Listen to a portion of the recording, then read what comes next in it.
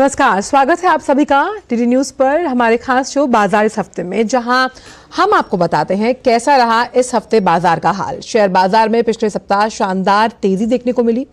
बाजार हालांकि शुक्रवार को महाशिवरात्रि के चलते बंद रहा था और इसके पहले अगर बात की जाए गुरुवार की तो बाजार में तेजी देखी गई। हमने देखा कि सेंसेक्स और निफ्टी दोनों ने नए रिकॉर्ड बनाए। सेंसेक्स जो था वो 33 अंकों की बढ़ोतरी के साथ नए रिकॉर्ड स्तर 74,119 पर बंद हुआ। तो जिस तरह से शुक्रवार की वजह अगर बात की जाए शिवरात्रि की वजह से छुट्टी थी, तो शेयर बाजार में लगातार तेजी देखने को मिल रही है। आने वाले हफ्ते में भी उम्मीद यही है कि कई ऐसे शेयर हैं जो तेजी के साथ बढ़ोतरी दर्ज कर सकते हैं। इन तमाम खबरों पर हम करेंगे चर्चा, लेकिन अगर आपके मन में कोई सवाल आप जानना चाहते हैं, शेयर मार्केट का हाल, कैसे रहने वाली है स्टॉक्स की चाल, कहां निवेश करना है आपके लिए मुनाफे का सौदा, कौन सा सेक्टर आपको देगा बेहतरीन रिटर्न, इन तमाम सवालों के जवाब देने के लिए हमारे साथ जुड़ेंगे मार्केट विशेषज्ञ। लेकिन अपना सवाल पूछने के लिए लगातार आप हमारे नंबर्स पर कॉल कर सकते हैं जो फ्लैश हो रहे हैं। नंबर हम एक बार आपको बता देते हैं। नंबर है 23387031, 23097670। इस आधे घंटे में मैं आंचल गुलाटी कुंवर आपके साथ रहूंगी। हमारे साथ हमारे खास मेहमान स्टॉक एनालिस्ट नरेंद्र वाधवा जी जुड़ गए हैं। नरेंद्र जी, बहुत बहुत स्वागत है आपका हमारे इस खास शो पर।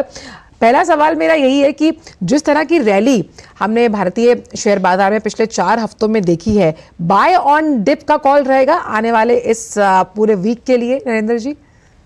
बिल्कुल, नमस्कार। और मेरे को लगता है कि जैसे हमने पिछले 4 वीक में देखा, एक मोमेंटम बना हुआ है तेजी का, वही कंटिन्यू रहेगा आने वाले वीक में। 2-3 डाटा पॉइंट्स हैं जो कि हमारे को देखने हैं। एक तो इन्फ्लेशन यूएस का आएगा और इंडिया का आएगा, और यहाँ के जो मैन्युफैक्चरिंग इंडेक्स है उसके एक डाटा आएंगे, उसको देखने की जरूरत है। लेकिन मोमेंटम जैसा चल रहा है उसमें मेरे को लगता है कि हमारे को तेजी ही नजर आती है इस वीक के। माइनर कंसोलिडेशन और प्रॉफिट बुकिंग को हम रूल आउट तो नहीं कर सकते नरेंद्र जी, तो ऐसे में निवेशक के लिए किस तरह का टिप आप देना चाहेंगे अगर वो नया निवेशक है? देखिए, नए निवेशक को तो म्यूचुअल फंड के थ्रू आना चाहिए। उसमें क्या है, प्रोफेशनल आपके जो मनी मैनेजर्स हैं, इन्वेस्टमेंट मैनेजर्स हैं, वो आपको देखते हैं।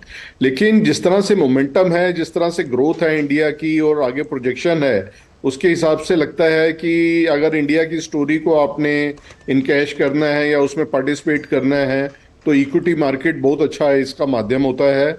इन्वेस्टर को जरूर इस मार्केट में आना चाहिए। मैं एक और बात बोलना चाहूँगा, मैं दिल्ली का हूँ और मेरे को लगता है लोगों की वेल्थ क्रिएट हुई रियल स्टेट से, और जिन्होंने उसको मिस कर गए तो उनके लिए बहुत मुश्किल है रियल स्टेट में पार्टिसिपेट करना। इसी तरह ये जो हम कह रहे हैं कि हमारा ये 25 साल है आगे और हम आत्मनिर्भर हो जाएंगे और जो ग्रोथ होगी, तो इक्विटी मार्केट को जो मिस करेगा उसको लगेगा कि मैंने एक बहुत बड़ा फेज मेरे सामने से निकल गया और मैंने नहीं देख उसमें पार्टिसिपेट नहीं कर पाया। जी, इक्विटी में पार्टिसिपेशन बहुत जरूरी है। हमने ये भी देखा कि अगर हम एसआईपी के जरिए या फिर इक्विटी में निवेश की बात करते हैं तो जनवरी की अगर बात करूं 2024 की नरेंद्र जी, तो निवेश का जो रिकॉर्ड था वो 19,186 करोड़ रुपए के आसपास रहा। उस लिहाज से इक्विटी पे लगातार जो तमाम लोग हैं उनका भरोसा बढ़ रहा है। लेकिन मुझे यहाँ पर मार्क ट्वेन की एक बात याद आ रही है कि हमें डर उससे नहीं होना चाहिए जिसे हम जानते हैं। डर उससे होता है खास तौर पर कि अगर आप परिस्थिति जो आपको समझता है वो आपको मुश्किल में डाल सकता है। तो एक बहुत बड़ा डिप भारतीय शेयर बाजार में अगर आता है, उसके लिए बचाव का विकल्प क्या रहना चाहिए निवेशक के नजरिए से? देखिए, आपने डाटा एक बताया सिप का, जो कि 19,100 करोड़ के करीब है, जो कि ऑल टाइम हाइज के करीब है। और एक और डाटा मैं बताना चाहूंगा, 8.2 करोड़ जो लोग हैं या इन्वेस्टर जो हैं एसआईपी के थ्रू आ रहे हैं, और पिछले ही महीने जो है 50 लाख लोगों ने सिप को इनरोल करा है। तो एक ये बहुत बड़ा नंबर है और इन्वेस्टर का इंडियन इकोनॉमी में कॉन्फिडेंस दिखाता है। डिप बात आपने करी है, ये बहुत अपॉर्चुनिटी होगी। ऐसे जैसे आपने बोला था बाय ऑन डिप, तो मैं कह रहा हूँ इकोनॉमी को भी बाय ऑन डिप लीजिए अगर कहीं करेक्शन होती है इलेक्शन की वजह से, क्योंकि अगले इस हफ्ते में हमारे को इलेक्शन भी अनाउंस हो जाएंगे। और मेरे को लगता है उसके अंदर लोग कहीं एक सेट ऑफ इन्वेस्टर होता है वो प्रॉफिट बुक करने आएगा, तो उस अपॉर्चुनिटी को नया इन्वेस्टर यूज कर सकता है। बाय ऑन डिप उसको बिल्कुल इस मार्केट में पार्टिसिपेट करना चाहिए। तमाम उन सेक्टर्स की अगर हम बात करें जो आउट परफॉर्म कर रहे हैं और जिन पर बाय ऑन डिप पर एक अच्छा कॉल लिया जा सकता है, इसमें अगर हम मिड कैप्स की बात करें तो मिड कैप्स हमेशा से सबसे अहम पसंद रहते हैं, क्योंकि स्मॉल कैप्स में जहां अस्थिरता या अनिश्चितता होती है और जो लार्ज कैप्स है वो कई बार पहुंच से बाहर लगते हैं, तो सबका एक नजरिया मिड कैप्स को लेकर रहता है। आपका क्या व्यू पॉइंट रहेगा नरेंद्र जी? हम जिस मार्केट के पॉइंट पे हैं वहां मेरे को लगता है कि मिड कैप और स्मॉल कैप जो है उसकी वैल्यूएशन थोड़ी सी ओवर स्ट्रेच्ड है, तो इन्वेस्टर को लार्ज कैप में ज्यादा फोकस करना चाहिए इस पॉइंट ऑफ टाइम के अंदर। साथ ही क्योंकि अभी हमने देखा कि वुमेन्स डे निकला है कुछ दिन पहले, 2 दिन पहले ही, और अब मैं एक स्टडी को पढ़ रही थी नरेंद्र जी, तो उसमें था कि शेयर बाजार में जो वुमेन जो तमाम निवेशक हैं वो जबरदस्त तरीके से निवेश कर रही हैं। अगर हम उनके आंकड़ों को देखें उस लिहाज से आपका क्या क्या सलाह रहेगी और क्या व्यू पॉइंट रहने वाला है महिला निवेशकों के लिए? देखिए, आपने वुमेन्स डे की बात करी है, तो हम पहले जेंडर इक्वालिटी की बात करते थे कि इक्वल पार्टिसिपेशन होना चाहिए, बट हमारे कंट्री के अंदर प्रेसिडेंट वुमेन है, फाइनेंस मिनिस्टर वुमेन है, तो ये हमारी कंट्री जो है ये सिर्फ जेंडर इक्वालिटी की बात नहीं करती, एक पूरा रोल देना चाह रही है वुमेन को, और वो उनसे चाह रही है कि वो पार्टिसिपेट करें हर एक सेक्टर के अंदर, डिफेंस में, फाइनेंशियल मार्केट्स के अंदर या और मैन्युफैक्चरिंग सेक्टर के अंदर। वो पूरा उनका सहयोग है, उनका पार्टिसिपेशन है, और मेरे को लगता है कि उनका जो इन्वेस्टमेंट स्टाइल है वो भी एक बहुत ज्यादा कंजर्वेटिव होता है, वो बहुत लॉन्ग टर्म ज्यादा मैंने देखा है। वुमेन पार्टिसिपेशन जो है हमारे यहाँ पर भी, जो वुमेन पार्टिसिपेट करती हैं इक्विटी मार्केट में, तो उनका लॉन्ग टर्म व्यू ज्यादा होता है, तो ये मेरे को बहुत अच्छी चीज लगती है, और उनको इस मार्केट में जरूर पार्टिसिपेट करना चाहिए। हमने क्योंकि यूएस के इन्फ्लेशन डेटा की बात की है यहाँ पर, ये एक इम्पॉर्टेंट की फैक्टर है जब हम ग्लोबली तमाम उन इंडिकेटर्स को देखते हैं जो बाजार पर असर डालते हैं नरेंद्र जी। लेकिन अगर हम कमिंग बैक टू इंडिया, तो सीपीआई इन्फ्लेशन का डेटा भी जो है वो इसी वीक आने वाला है, जिस पर आरबीआई की जो आने वाली पॉलिसी है अप्रैल में, जो फाइनेंशियल ईयर के खत्म होने के बाद जो नया फाइनेंशियल ईयर शुरू होगा उसकी पहली पॉलिसी होगी। उस लिहाज से आपका क्या व्यू पॉइंट रहने वाला है, खासतौर पर किन जो रेट सेंसिटिव सेक्टर्स हैं जैसे बैंकिंग है, ऑटो है, उसमें क्या नजरिया है? देखिए, इंडियन इन्फ्लेशन के जो नंबर्स हैं वो भी इस वीक आने हैं, इसी तरह यूएस के जो इन्फ्लेशन के नंबर्स हैं वो भी इसी वीक आने हैं। उसके बेस पे यूएस के जो इंटरेस्ट रेट का जो लग रहा था कि जून के अंदर कहीं रिडक्शन होगी, और जो डाटा पॉइंट बता रहे हैं, और इन्फ्लेशन 3.9 से भी नीचे आने की उसमें है, कगार पे है यूएस के अंदर, तो हमारे को लगता है इंटरेस्ट रेट जो है वहां पर रिड्यूस होंगे।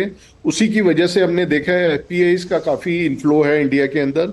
ये हमेशा साइकिल ऐसी होती है कि अगर इंटरेस्ट रेट वहां लो होते हैं तो ये जहां इमर्जिंग इकोनॉमीज या डेवलपिंग इकोनॉमीज होती हैं वहां पर पार्टिसिपेशन होता है इक्विटी मार्केट्स में। वो हमने देखा पीछे काफी टाइम से हो रहा है। रहा इंडिया के अंदर भी इन्फ्लेशन के नंबर्स अभी इस वीक आएंगे, और उसी के बेस पे हमारे आरबीआई की पॉलिसी, जिसका मार्च के अंदर ही उनकी बैठक होने वाली है, तो उसके अंदर डिसाइड होगा। तो इसके अंदर अगर हमारे इंटरेस्ट रेट नीचे होते हैं तो कई सेक्टर हैं जो कि बहुत अच्छे चलते हैं, जिसमें बैंकिंग एक बहुत अच्छा सेक्टर है जिसके अंदर हमारे को सबको नजर रखनी चाहिए। बैंकिंग वैसे भी हमारी जो एक इकोनॉमी और हमारा इंडेक्स जो है उसके अंदर उसकी बहुत वेटेज है, तो अगर वो बैंक या फाइनेंशियल सेक्टर चलेगा तो हमारा इंडेक्स भी चलेगा। अगर ऑटो सेक्टर पर एक व्यू पॉइंट लें, खासतौर पर जब जो खर्च करने की क्षमता लगातार बढ़ रही है भारतीयों की, जिसका असर साफ तौर पर हमने ग्रामीण क्षेत्र में भी देखा, ऑटो खास तौर पर जो टू व्हीलर सेगमेंट है उसमें आपका क्या व्यू पॉइंट है?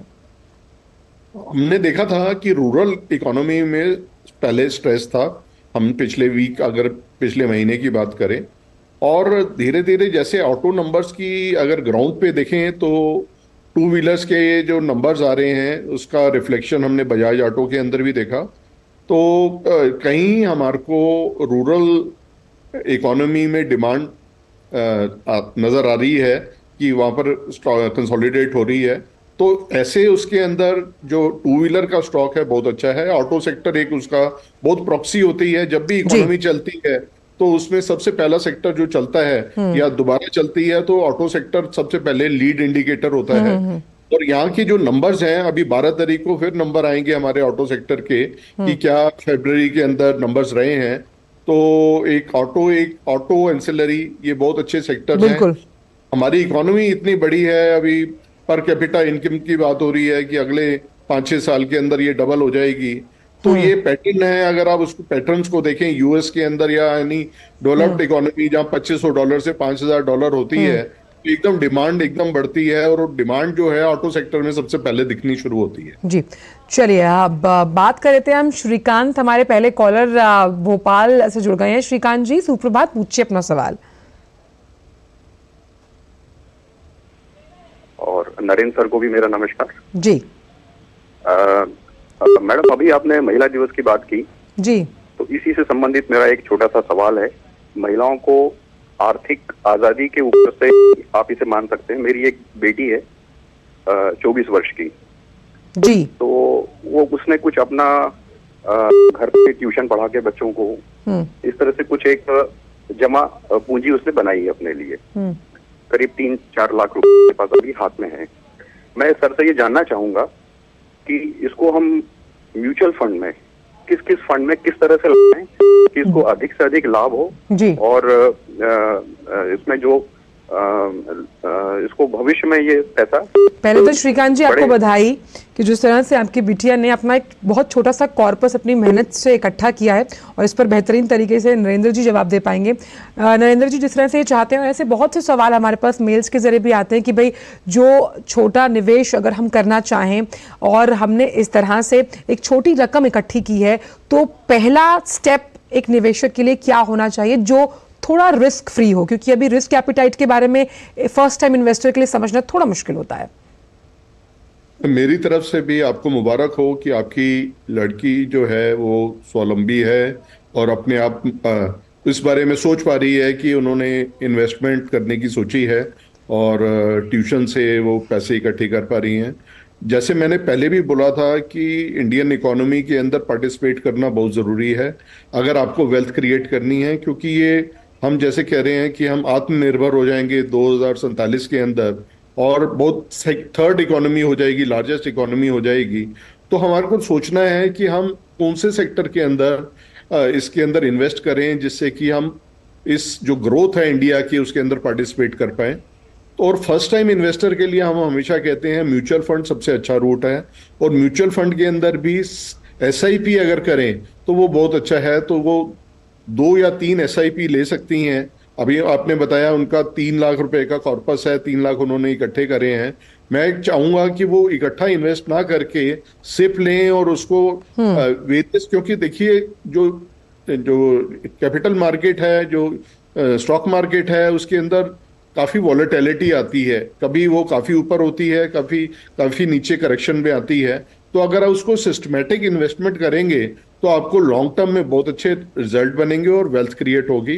उसके अंदर लार्ज कैप के जो सिप्स हैं, कई एसेट मैनेजमेंट कंपनी है, उसके अंदर से ये चूज कर सकते हैं। उम्मीद करती हूँ कि उनके सवाल का जवाब उन्हें मिला होगा। हमारे साथ सुमित भी जुड़े हुए हैं, लेकिन उनसे हम बात करेंगे।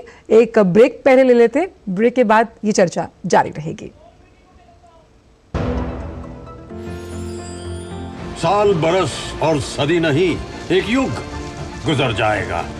उम्र न पूछो वंडर की, जब फर्क नजर आएगा।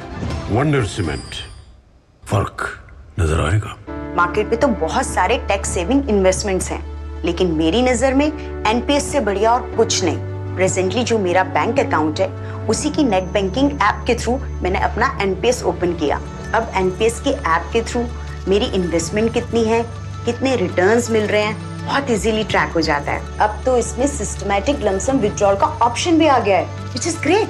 अपने बेहतर कल को सुनिश्चित करने के लिए एनपीएस जरूरी है। मौसम को अपने पैशन के बीच जो नहीं आने देते, मैं उनका फैन हूं।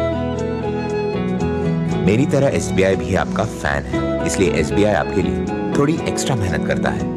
तो excellent customer service, assistance to MSMEs और टेक्नोलॉजी ड्रिवन बैंकिंग सॉल्यूशंस। घर छोड़ दूं?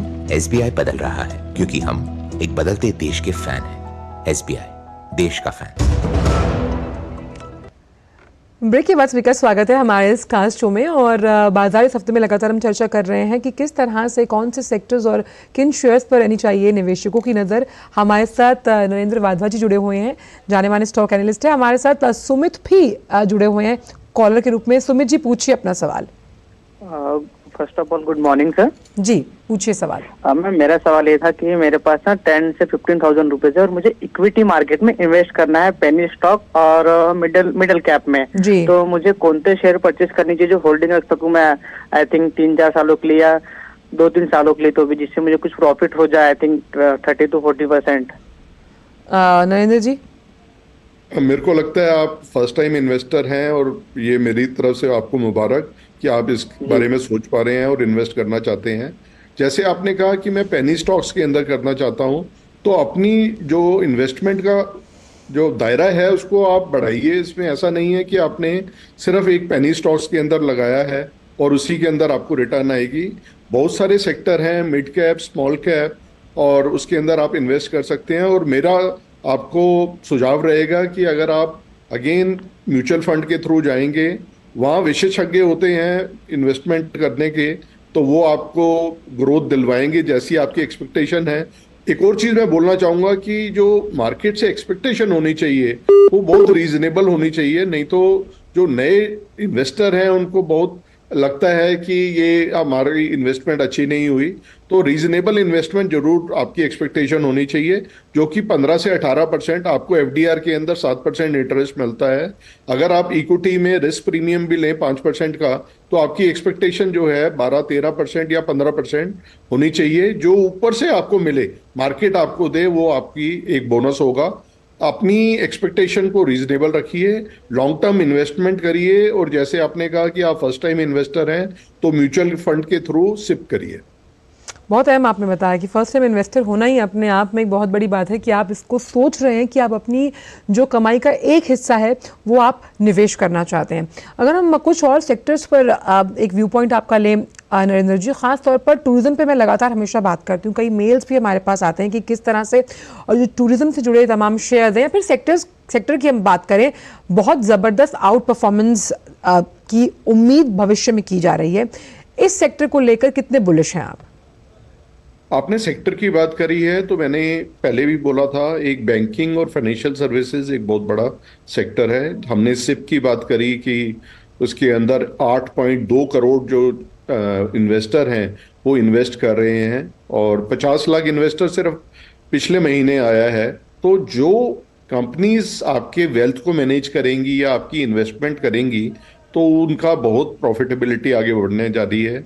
और मैं एक और डाटा बोलूँगा, किसी भी डेवलपिंग कंट्री के अंदर जो फिगर है, पूरी पॉपुलेशन का 40% लोग जो हैं, 30 to 40% लोग इवेंचुअली इन्वेस्ट करते हैं। तो हमारी 140 करोड़ की जनता है, इसमें 56 करोड़ या 50 या 56 करोड़ या 60 करोड़ जनता इसके अंदर, इस मार्केट के अंदर आएगी। तो जो भी फंड जो इसको मैनेज करेंगे उनमें बहुत प्रॉफिटेबिलिटी रहेगी।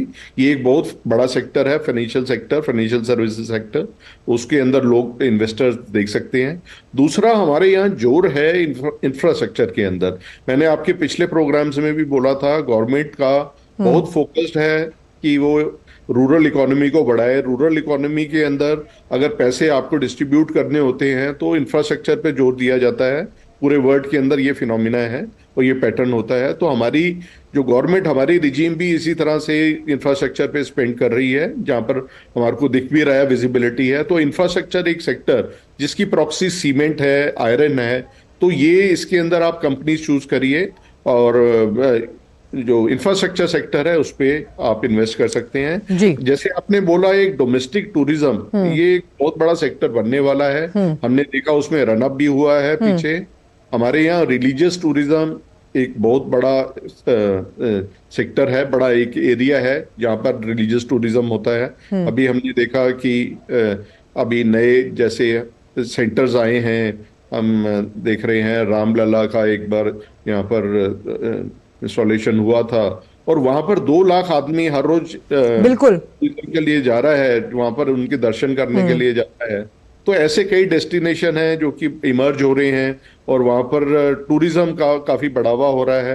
हमारी गवर्नमेंट, हमारे प्राइम मिनिस्टर जो हैं, उनका बड़ा फोकस है कि हमारे जो इनलैंड टूरिज्म है, इनलैंड जो शादी के लिए लोग जाते हैं, बिल्कुल। अब तो प्रधानमंत्री का आह्वान है कि भाई आप देश में शादी कीजिए, जिससे जो आपका डोमेस्टिक टूरिज्म है उसमें बढ़ोतरी होगी। बात हम करेंगे स्पेक्ट्रम नीलामी से जुड़ी हुई कि किस तरह से टेलीकॉम सेक्टर पर ये असर डालेगी, लेकिन वक्त एक छोटे से ब्रेक का है। इस चर्चा को हम आगे भी जारी रखेंगे।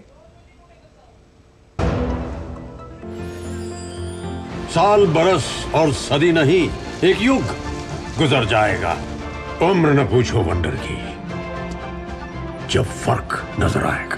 वंडर सीमेंट, फर्क नजर आएगा। मैंने अपना एनपीएस अकाउंट ऑनलाइन ओपन कर दिया था। सीरियस सेविंग स्टार्ट की after I landed my first job eight 23। अपने कॉर्पोरेट में बस अपना एनपीएस नंबर दिया एंड इन्वेस्टिंग चालू। थोड़े ही दिन पहले मेरा जॉब बदल गया, मैं मुंबई से राजकोट आ गई, लेकिन मेरा NPS account same. I just transferred the same account to my new company. NPS किसी भी जगह से ऑपरेट हो सकता है, जहां मैं वहां मेरा एनपीएस अकाउंट। अपने बेहतर कल को सुनिश्चित करने के लिए एनपीएस जरूरी है। यार लड्डू, हम यहाँ बैठे बैठे पैसे बना सकते हैं। Amazing day. What a match this has been. Fucking short. What a way to finish the game. Guys, मैं तुम्हारे बिजनेस आइडिया का बड़ा फैन। अब बिजनेस चाहे जो भी, एसबीआई का करंट अकाउंट तो चाहिए ना।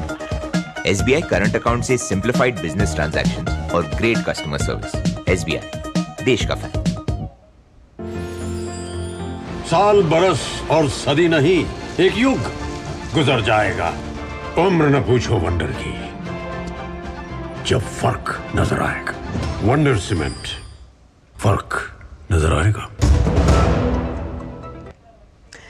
ब्रेक के बाद सभी का स्वागत है हमारे खास शो। हमारे इस शो में लगातार हम चर्चा कर रहे हैं शेयर बाजार में निवेश को लेकर। नरेंद्र जी हमारे साथ जुड़े हुए हैं और कॉलर्स भी लगातार शो पर जुड़ रहे हैं। शुभंकर हमारे साथ जुड़ गए हैं झारखंड से। पूछिए अपना सवाल।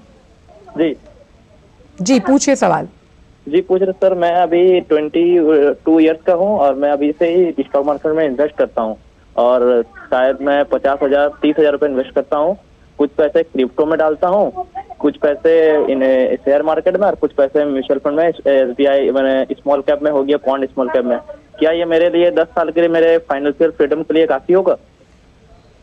शुभंकर जी, पहले तो मुबारक मेरी तरफ से कि आप बड़ी अर्ली एज के अंदर इन्वेस्टमेंट के बारे में सोच रहे हैं और अपने वेल्थ को क्रिएट करने के लिए सोच रहे हैं। आपने बताया कि आप म्यूचुअल फंड के थ्रू क्रिप्टो और डायरेक्ट इन्वेस्टमेंट भी करते हैं।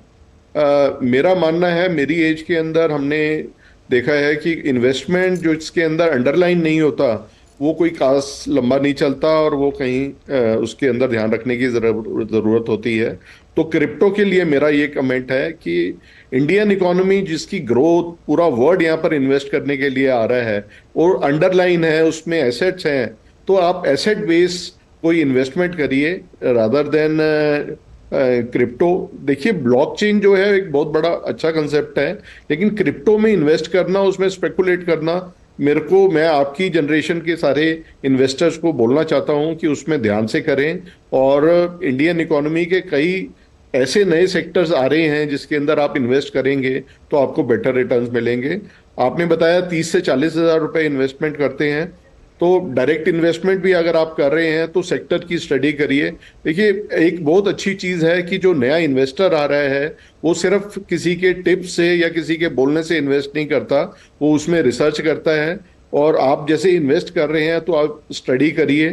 वेबसाइट पे काफ़ी मटेरियल है, यूट्यूब पे काफ़ी बताया जा रहा है कि कैसे इन्वेस्टमेंट करनी चाहिए।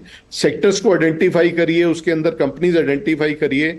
ऐसे जैसे शोज हैं, जैसे हम हर वीक इसको करते हैं, हर every day there are programmes, तो उनको आप पढ़िए कौन कौन से सेक्टर्स हैं। जैसे अभी हम बात कर रहे थे टूरिज्म का, इतना बढ़िया इन्वेस्टमेंट है, होटल उसकी प्रॉक्सी है या रेलवेज उसकी प्रॉक्सी है, एयरलाइंस उसकी प्रॉक्सी है, मैं बताना चाहूँगा। तो ऐसे आप रिलेट करिए, कोरिलेशन बनाइए और डायरेक्ट इन्वेस्ट करिए। आपको इन्वेस्टमेंट में मज़ा भी आएगा, एक्साइटमेंट भी होगी और आपका जो वेल्थ है वो भी क्रिएट होगी। उम्मीद करती हूँ कि शुभंकर जी को अपने सवाल का जवाब मिल गया होगा और बहुत कम समय बच गया हमारे पास नरेंद्र जी, लेकिन जाने से पहले क्योंकि फाइनेंशियल ईयर एंड होने वाला है, आपके हॉट 3 टॉप पिक्स क्या रहने वाले हैं आने वाले इस नए फाइनेंशियल ईयर के लिए? देखिए, आपने बोला कि फाइनेंशियल ईयर खत्म हो रहा है, तो मैं इन्वेस्टर्स को, आपके ऑडियंस को बोलना चाहूँगा कि हमारे को एक इंश्योरेंस हमने सीखा कोविड के अंदर कि सबको इंश्योरेंस लेनी ज़रूरी है। ये पीरियड होता है जनवरी से मार्च का, जब हम इंश्योरेंस के बारे में बात करनी शुरू करते हैं। तो एक पर्सनल इंश्योरेंस लेना ज़रूरी है, मेडिकल इंश्योरेंस लेना ज़रूरी है। आपको पूरे एसेट क्लासेस के अंदर डिवाइड करनी है अपनी इन्वेस्टमेंट। उसके अंदर पीपीएफ एक बहुत बड़ा माध्यम है जिसके थ्रू आप इन्वेस्ट कर सकते हैं, टैक्स फ्री रिटर्न आते हैं आपके पास। तो और इसी तरह से आपको अपना, जैसे कहते हैं, you don't have to put all your eggs in one basket, तो आपको इन्वेस्टमेंट को डिवाइड करना है डेट सिक्योरिटीज में, डायरेक्ट मार्केट में, म्यूचुअल फंड में। और मैं कमोडिटी से हूं तो मैं बताऊंगा कि ईटीएफ, जो गोल्ड ईटीएफ और सिल्वर ईटीएफ है, उसकी तरफ भी जरूर ध्यान करिए, क्योंकि मेटल जब भी अनसर्टेनिटी होती है, वॉलेटिलिटी आती है, जैसे कि पूरे वर्ल्ड के अंदर एक वॉर वाला सिचुएशन बनी हुई है, तो ये जो मेटल होता है, प्रीशियस मेटल होता है, बहुत अच्छा परफॉर्म करता है। और एक गोल्ड ईटीएफ और सिल्वर ईटीएफ के अंदर भी जरूर ध्यान रखिए। बहुत बहुत शुक्रिया नरेंद्र जी, आप इस शो पर जुड़े, आपने अपने विचार इस मंच से साझा किए, हमारे कॉलर्स के जवाब दिए। बहुत बहुत शुक्रिया इस शो पर जुड़ने के लिए। तो हमारी कोशिश बाजार इस हफ्ते में हमेशा से ये रहती है कि हम तमाम उन सेक्टर्स पर फोकस करें जहां पर निवेशक निवेश करना चाहते हैं। फर्स्ट टाइम इन्वेस्टर्स को लगातार हम ये कोशिश करके बताते हैं कि उनकी मेहनत की गाड़ी कमाई वो किस तरह से एसआईपी में निवेश कर सकते हैं। अगर आपके मन में भी कोई और सवाल सेक्टर या स्टॉक स्पेसिफिक है तो आप उसे बचा कर रखिए अगले हफ्ते के लिए, क्योंकि फिर मुलाकात होगी बाजार इस हफ्ते में 9:30 बजे रविवार के दिन। आगे आप देख सकते हैं न्यूज़ 10 मेरी सहयोगी रेशमा के साथ। दीजिए इजाजत, नमस्कार।